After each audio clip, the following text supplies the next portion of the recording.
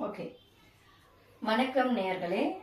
நான் மடிசார் புடவை எப்படி உடுத்துறேன்னு எல்லாரும் கேட்டீங்கன்னு ஃபஸ்ட்டு ஒரு மாடல் வந்து உங்களுக்கு 6 கஜத்தில் எப்படி 9 கஜம் கட்டுறதுன்னு நம்ம ஒரு வீடியோ போட்டிருந்தோம். அந்த வீடியோ தவறினவங்களுக்கு லிங்க் வந்து நம்மளுடைய கமெண்ட்டில் பயோவில் இருக்குது. நீங்கள் அந்த லிங்கை போய் பார்த்து ப்ரீவியஸ் வீடியோவை பார்க்கலாம். அது ஒரு மாடல்.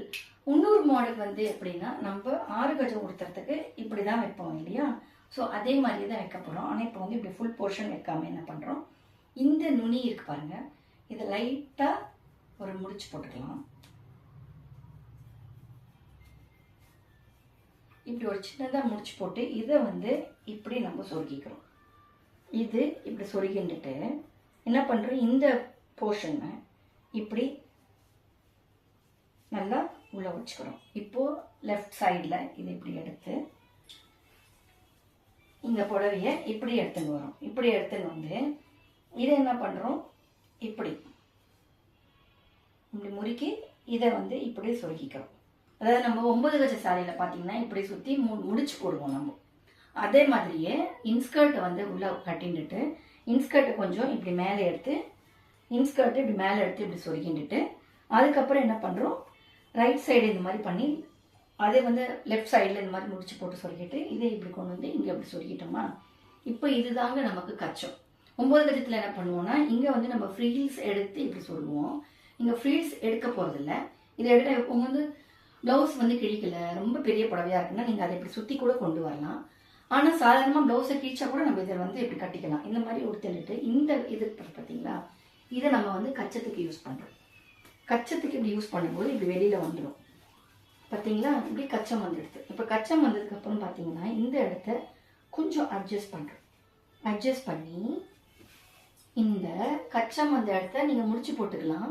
அப்படி இல்லைன்னா இங்கே பாருங்கள், இதை இப்படி ஒரு முறுக்கி இப்படி சொருகிடணும்.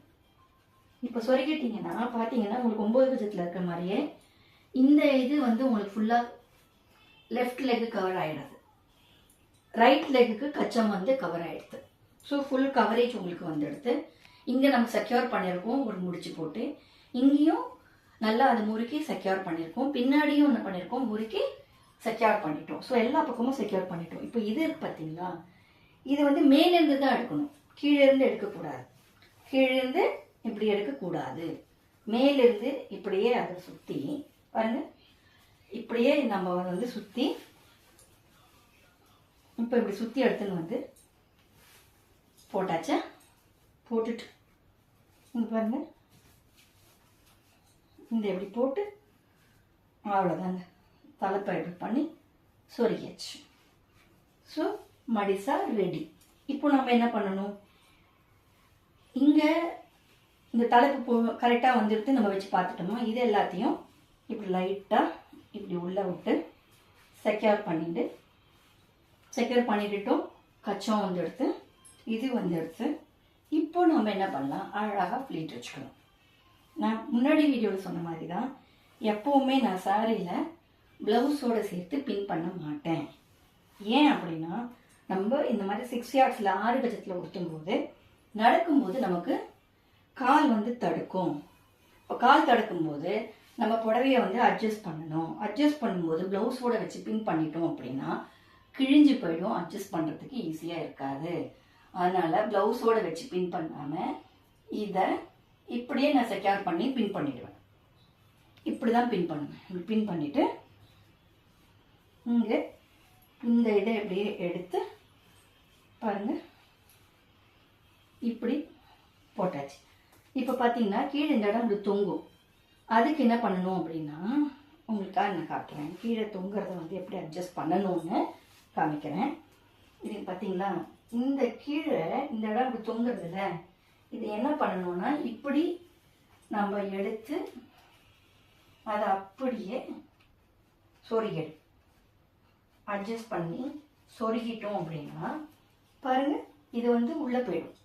அப்போ நீட்டாக இருக்கும். இந்த காலை வெளியில் தெரியாது, இன்ஸ்கர்ட் தெரியாது, கீழே கொச்சு மாதிரி தொங்கின்னு ஆடிண்டும் வராது, நீட்டாக போயிடும். நடக்கிறதுக்கும் நல்லா இருக்கும், செக்யூர்டாக இருக்கும்.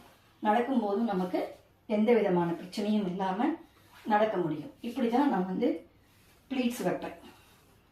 ப்ளீட்ஸ் வைக்கும்போது கொஞ்சம் நம்ம நடக்கிறதுக்கு தகுந்த மாதிரி காலை வந்து அகட்டிண்டு அட்ஜஸ்ட் பண்ணிட்டு நம்ம ப்ளீட்ஸ் இப்படி வச்சுட்டு இங்கே அழகாக செக்யூர் பண்ணிட்டு எடுத்து இது இன்னொரு டைப் அனதர் டைப் ஆஃப் மடிசார் 6 கஜத்தில் 9 கஜமாக கொடுத்துறது இன்னொரு டைப்பு பாருங்க.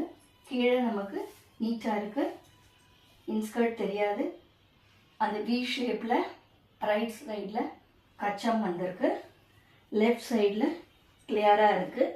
இங்கேயும் நமக்கு அழகாக பார்டர்ஸ் தெரியுது, இங்கேயும் பார்டர்ஸ் தெரியாது, அழகாக நம்ம ஃப்ளீட் வச்சு போட்டுருக்கோம்.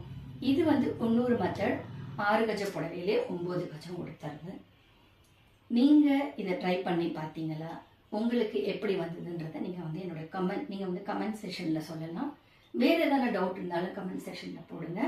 அதை படிச்சுட்டு நான் உங்களுக்கு வீடியோ மூலியமாகவோ ஏதான ஒரு மார்க்கத்தில் கனெக்ட் பண்ணி அதை நான் வந்து சரி பண்ணுறதுக்கு பார்க்குறேன். நான் தேங்க்யூ, பாய்.